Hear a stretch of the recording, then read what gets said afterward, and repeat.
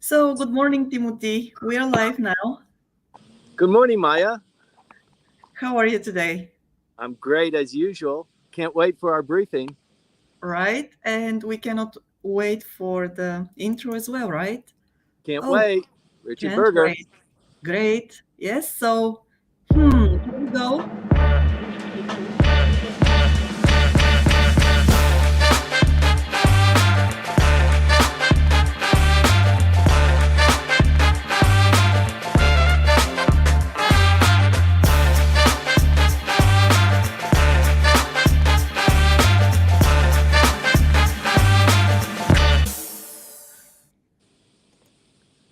Thank you very much for the dance.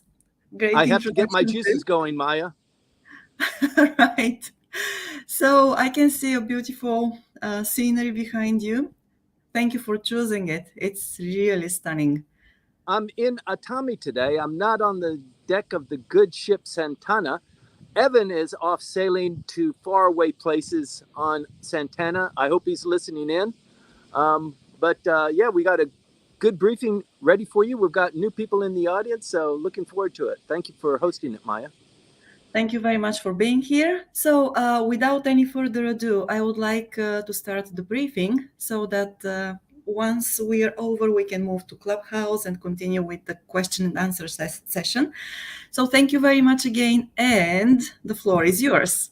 Thank you very much. Good morning, everyone. Thank you for joining us on Clubhouse, on LinkedIn. For those of you who listen in later on YouTube, really appreciate you tuning in. This is Japanese Politics One-on-One. Today is July 31st, the last day of July. We move into August tomorrow. There's a lot going on in Japanese politics as usual, but there's always a lot going on in Japan. One of the things I'd like to kind of emphasize or stress today, seeing as we're moving into August, is I'm in Japan. A lot of the people in the audience are serious Japan hands. I love this country. I've devoted my career to developing a familiarity with it, and I've focused on Japanese politics just by hook or crook. But I am basically married to this culture. It's very close to me, but I am a foreign national that's living here. I'm an American.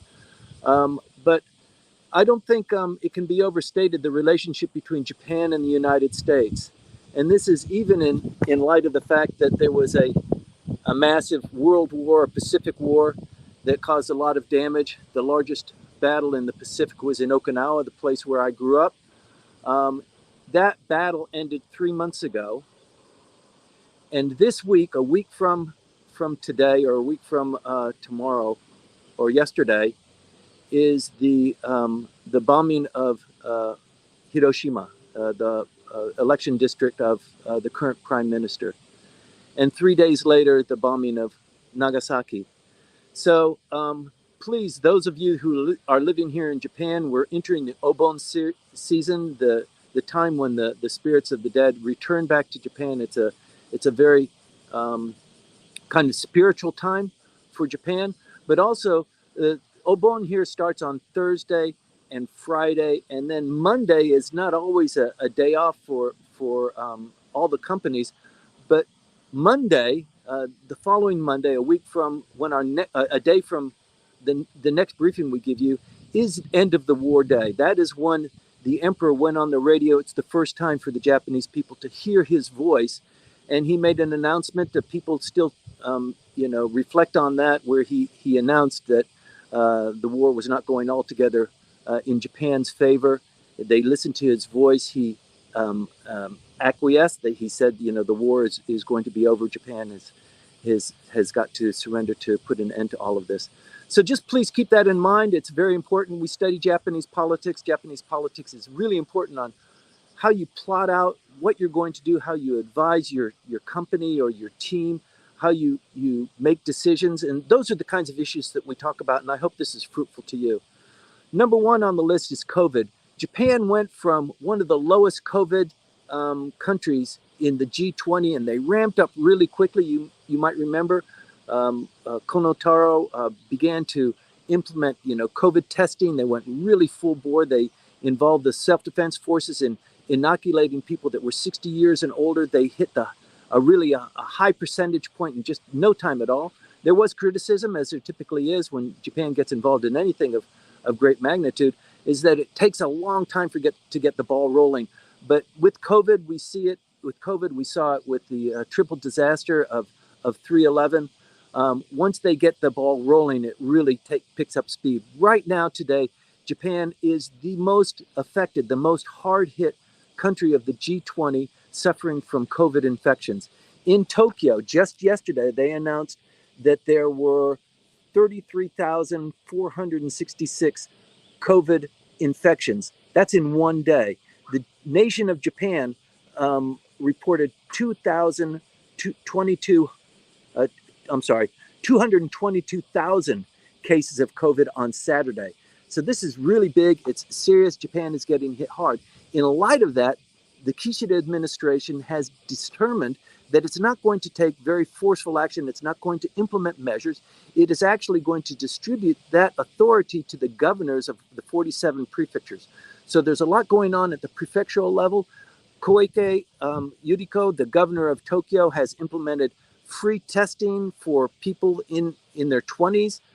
You get on the net, you ask for a self-testing kit. It is sent to you within the day or maybe a day and a half. You get that, you send the results in, and you get the results back within 24 hours. They're trying to prevent or reduce the number of people who are actually going to the hospitals. It's a national, it could be termed a national crisis, but the Japanese government is downplaying that because I think they've realized, like a lot of other countries, China included, that this thing is just kicking too much wind out of the economy. The economy can't survive. The International Monetary Fund announced just yesterday that it looks like the world is headed to a recession, a worldwide recession. The Bank of Japan has also claimed that the recession looks like it's going to be coming to Japan, even though Mr. Kuroda, the president of the Bank of Japan, is going to hold tight on his loose monetary policy. They have said that the economy is beginning to pick up, and that's because in China, they're beginning to release these workers. They're beginning to become a little bit less draconian about the lockdown restrictions, and that means manufacturers are now beginning to come up.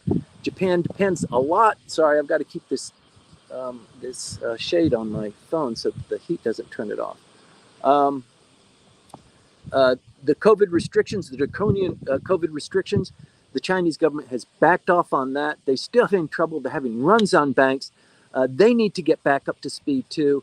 And so I think a lot of the decisions will still be made in Tokyo with regard to COVID reactions, but the Japanese government has said, no more are we going to be taking care of that. It's up to the prefectural governments. And some of these prefectures are getting extremely hard hit. And so the Japanese government is giving them, added weight and added manpower, but it is basically left up to the governors. So there's a lot going on there. You can expect to hear a lot from that as well. The testing and the government action is going to be mollified a little bit in the next 2 weeks. It could change, so please stay tuned to that. We will keep on top of it as well.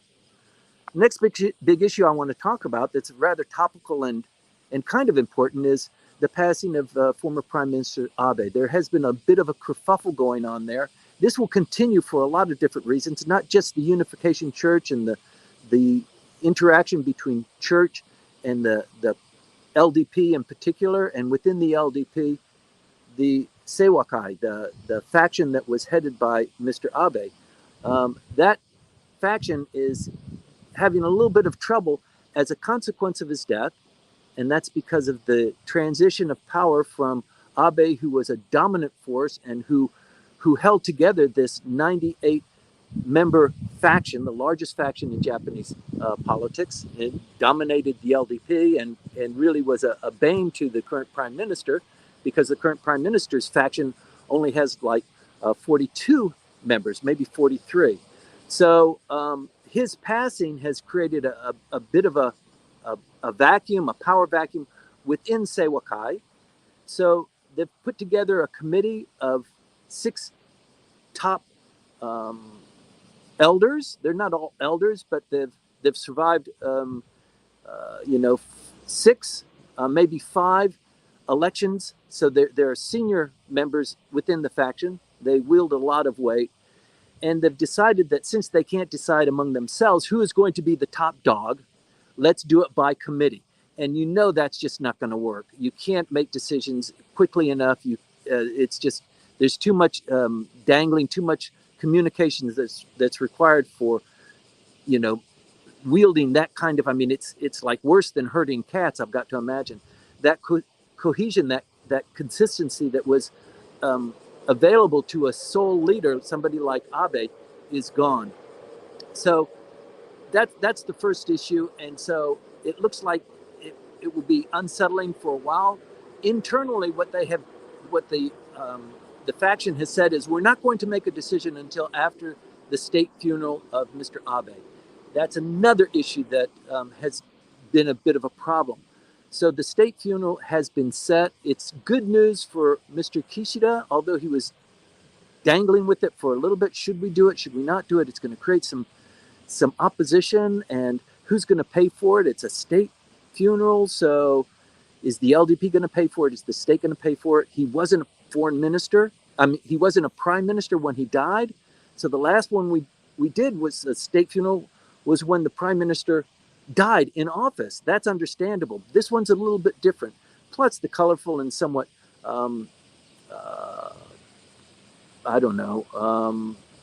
colorful history of Mr. Abe in Japanese politics. Some of the scandals that he was embroiled in, some of them never even resolved.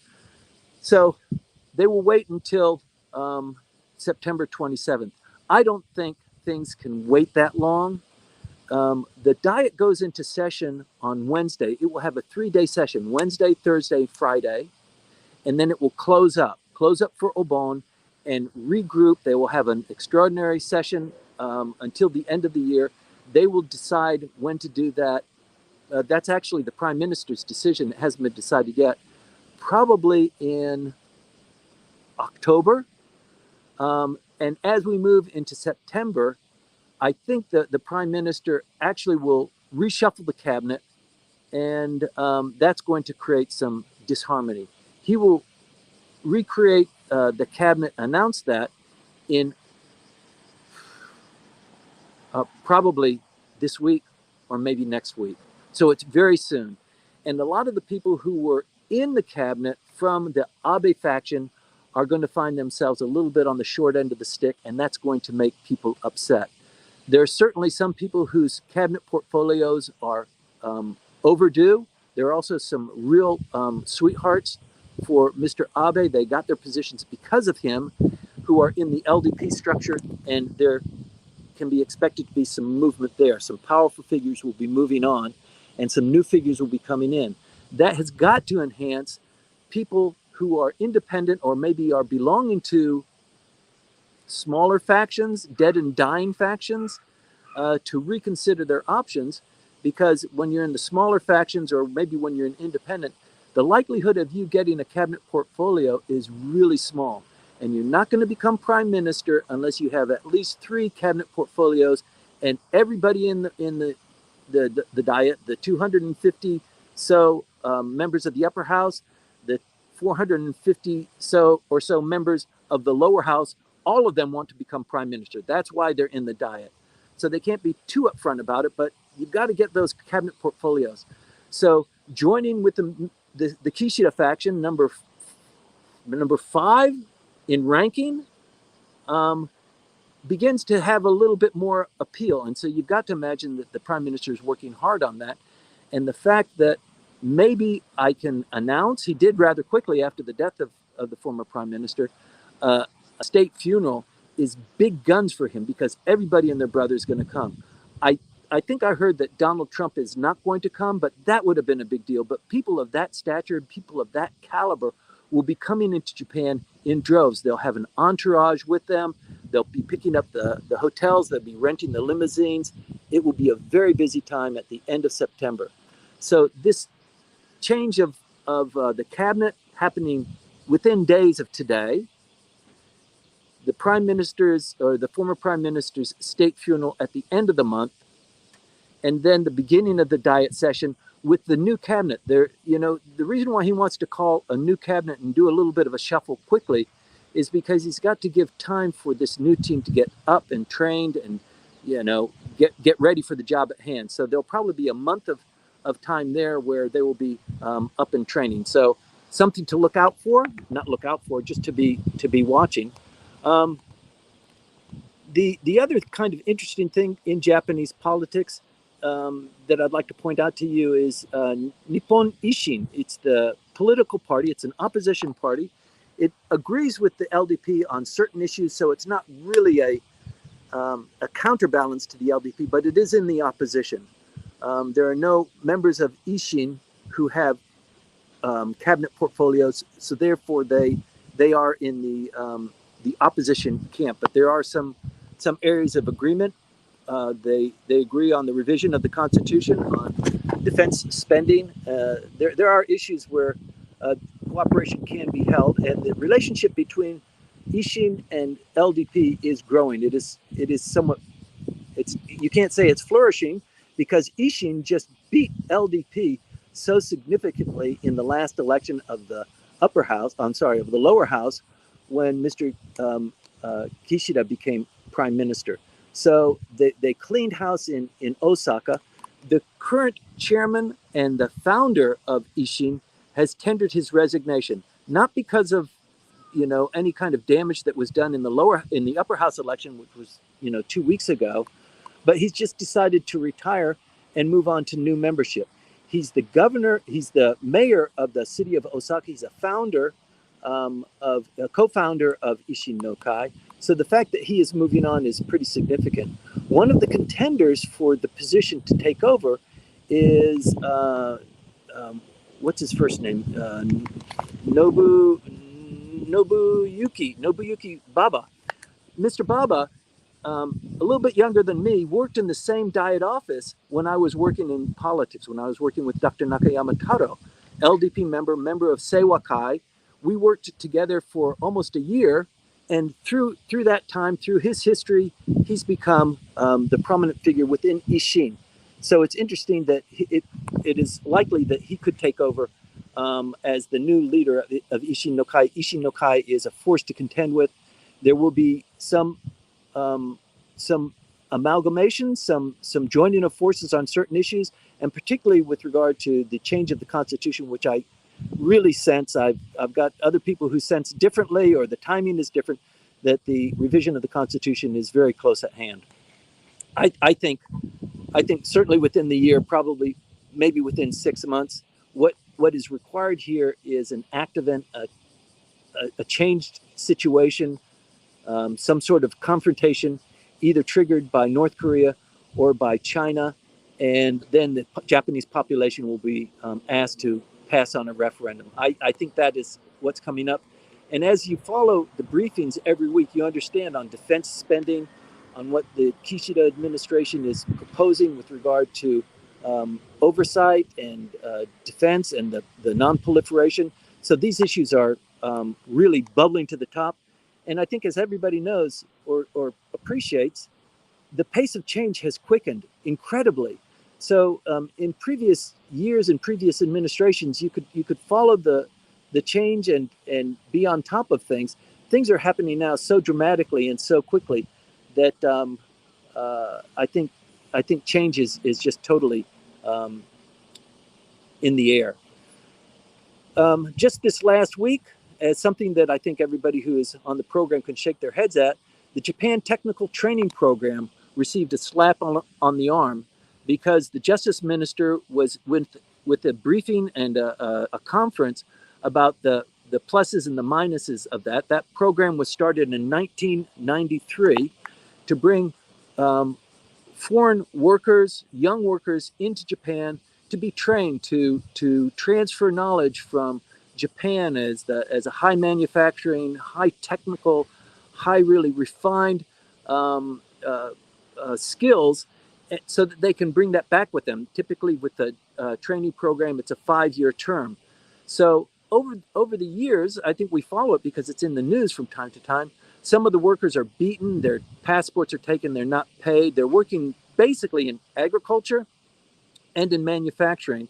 And many critics say it's just cheap labor. They're not really learning new skills to take back to their country.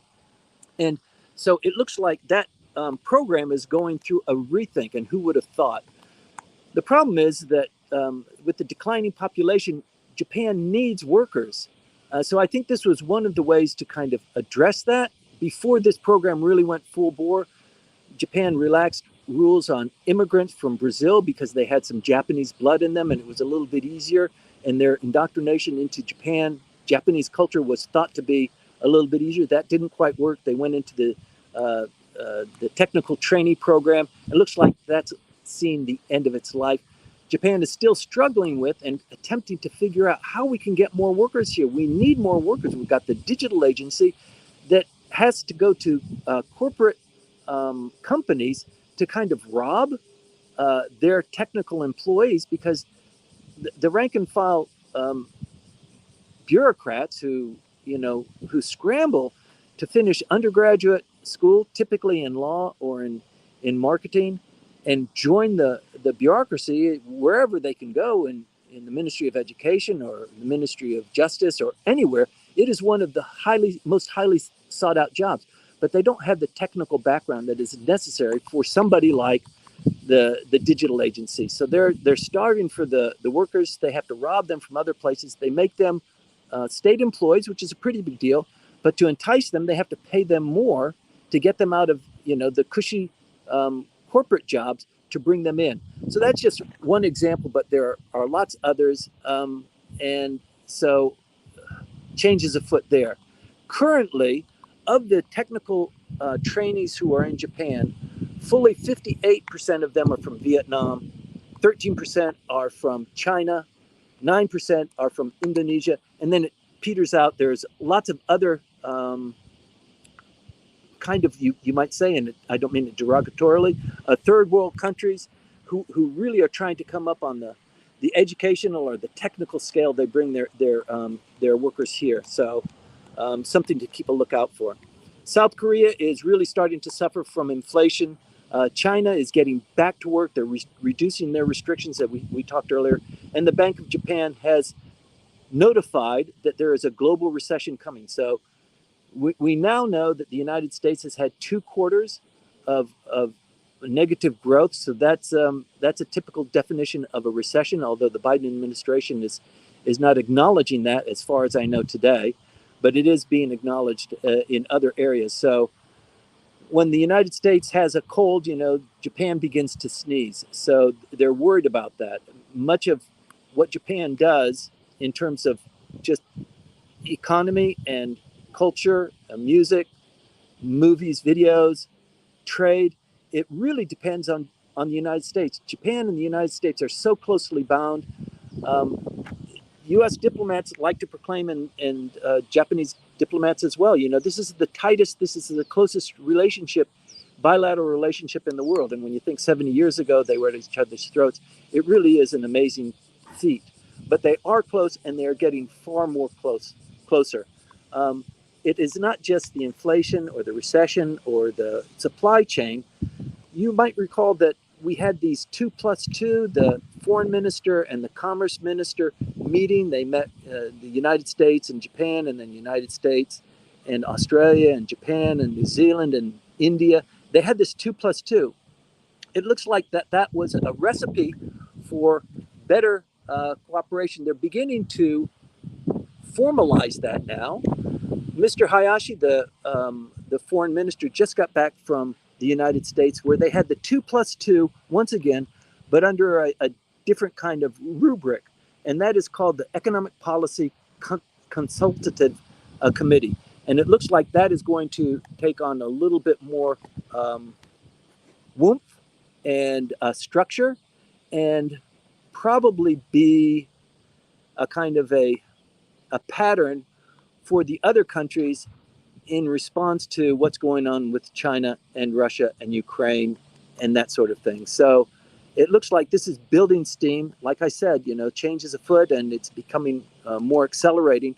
And you're going to be able to see the results of that. I mean, when we were talking about 2+2, on this on this show, on Maya's room on Japanese politics, that was just maybe 2 months ago. And already that has reached some level of fruition. Not quite, because there's not any policy coming out of it, but it is becoming something more collaborative and consultative. And I think they're going to come up with major policies. There's a lot going on, not just there, but with the prime minister. He is headed tomorrow to, or maybe today, in order to be there on Monday, to New York to join the Nuclear Non-Proliferation Treaty policy review. It's the first time. It's held every 5 years. It was supposed to be held 2 years ago, but because of COVID, they couldn't hold it. He's the first prime minister to join that, and he wants to give his 2 cents on nuclear non-proliferation. Coming from Hiroshima, he's got a lot to say. He's going to make a major policy announcement about creating a fund so younger people can learn about nuclear war, nuclear non-proliferation, that sort of thing. He's going to host the G7 in Hiroshima in April of next year. It might be May. I think it's in April of next year, towards the end of the month. And so there's going to be a big conclave in Hiroshima. And I think he's going to use that also as a kind of a springboard for this new fund for bringing kids into Japan, to Hiroshima, to Nagasaki, and to promote his stance on nuclear non-proliferation. Of the people who are joining that, none of the countries who have nuclear weapons are actually active members of the non-proliferation treaty because they have the nuclear weapons. But there is a growing force to prevent that. At the same time, though, the nuclear umbrella, the defense umbrella that the United States provides to Japan and has provided under several series of agreements between Japan and the United States, is growing, and it is going to be bolstered. You might not have heard this because it's rather relatively recent news, but a Russian frigate, a military frigate, was somehow, they say, escaping from the typhoon that's coming up towards the coast south of Japan. In order to escape the onslaught of that, encroached nearby the Senkaku Islands, and the Chinese sent a destroyer after them and chased them away. I think that the Chinese and the Russians are collaborating enough to have already known that sort of thing was going to happen, and I think that it was only dynamics, atmospherics, that they had the Chinese frigate chase them away to promote or to pronounce to the world, and particularly to Japan, that the Senkakus are in our area of influence. And even the Russians have acknowledged that because we chased them away. So please be on guard to understand China's stance on that.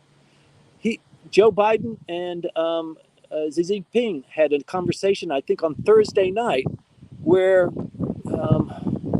this kind of diplomatic speak, it's hard to characterize things as threats or as friendly banter. It was an important call. It's been in the works for 5 months. They finally had this call, but the president of the United States was told, don't play with fire. This thing that's going on with Taiwan, be really careful about that. Nancy Pelosi visiting Taiwan, I don't think that's a good idea. You might want to keep her at home. It looks like the Ministry of the Defense Ministry in the United States also agrees with that. It doesn't look like she's going to visit. She should have already been here. She was on her way here when she caught COVID. She was on her way. She was going to stop over in Tokyo and then go to Taiwan. That didn't quite happen. So there's a lot in the air, and there are a lot of trigger points. What they expect is that with the overflights of the Chinese planes, they flew a drone, by the way, a military drone, an armed drone, for about 12 hours throughout the region, surveilling what's going on. So this enhancement of their presence and their dominance and their encroachment is really worrisome. So they might fly a drone. It's unmanned. It's flown from someplace in China, and that triggers, several Japanese self-defense force fighters to be scrambled to follow it, to tail it, to kind of shadow it. So it's an expensive venture, and for China, you can make these drones until the horses come in. So there's this evolving strategy, this evolving threat. Thank goodness North Korea has been a little bit quiet. If you've noticed in the press, our great leader looks a little bit down in the tooth. It looks like his health is suffering. So we don't know about that, but he is also very strong about their right to defend themselves and to have whatever means possible, including nuclear weapons, to do that. Plus, their strike capabilities. So there's a lot going on there. We will continue to keep an eye on that. I think it's maybe this week on the 4th. Today is that would be on Thursday. Mr. Hayashi will be joining the Association of Southeast Asian Nations in Cambodia, and we'll be talking with his counterpart, the Foreign Minister of China. Also, Secretary Blinken will be there, so there's going to be a lot of discussions, offline. We can anticipate some news coming out of that. So I think our briefing next week will be rather rich in new information. We can't close up this meeting without talking about the Unification Church and the impact that that's having on Japanese politics. So all of the opposition parties they've got to be in their bonnet about the Unification Church and how cozy they have been with the LDP, but not just the LDP in particular. Seiwakai, the former prime minister's faction, the largest faction in the parliament today. There are a lot of people that are involved and have received political support from them for a long time.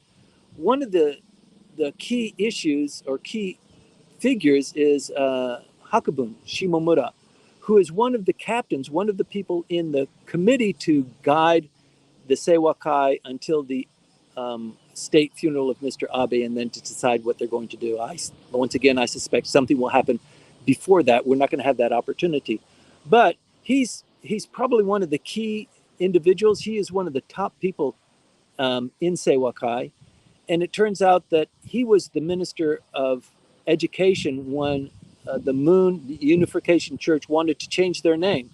Many people say that was a ploy, it was a guise to distance spiritually or psychologically the Moon Unification Church from the organization here in Japan, so that they could continue to proselytize, gain money, make more inroads in Japanese society. And they've been contributing heavily to Japanese political parties, and in particular the LDP. And so you can't make a change like that for an organization like the Unification Church without the personal approval of Mr. Shimomura. And it turns out that, there's no documentation that certifies that. So obviously it was done. Why it was concealed, and I think in the 3 days of this week where the Diet will be gathered, that will be a very hot issue. The Japanese Communist Party, the Social Democrats are up in arms, and so it's going to be a hot 3 days. A lot to discuss there.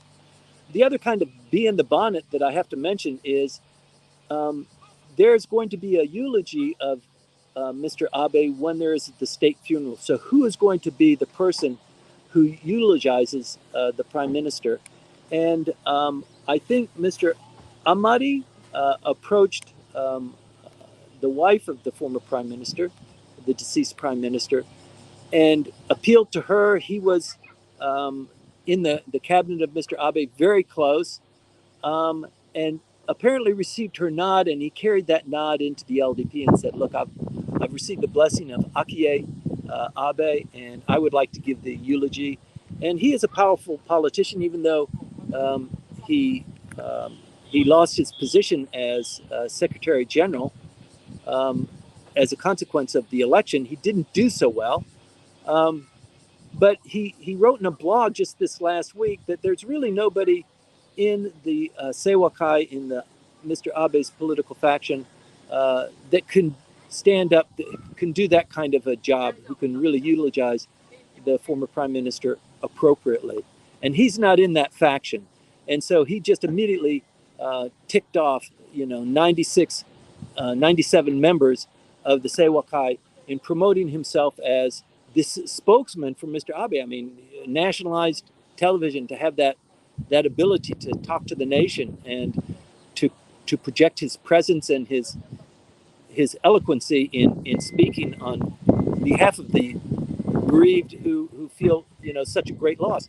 And many people do. Many people who are my friends who are in Japanese politics, who work in Seiwakai, who are members of the Seiwakai faction, are deeply moved by the death of the prime minister. So a lot will be said about him. He will be a historical figure. I think it will only come with perspective and a little bit of reflection to really weigh what the weight of Mr. Abe was in Japanese politics, but it is going to be huge. So with the Unification Church, getting back to that, the individual Yamagami who was arrested, who's confessed, whose letter, explaining why he did that, he's going under psychiatric evaluation. I don't think he's crazy. I don't think they'll find him crazy. But it looks like that is just going to begin to take its course, separate from what's going on politically. We'll keep on top of that, but I don't expect any huge revelations on his particular case. Let me see, what else are we going to talk about? The election analysis is beginning to filter in now. It turns out, surprise, surprise, that young people are not uninterested in Japanese politics.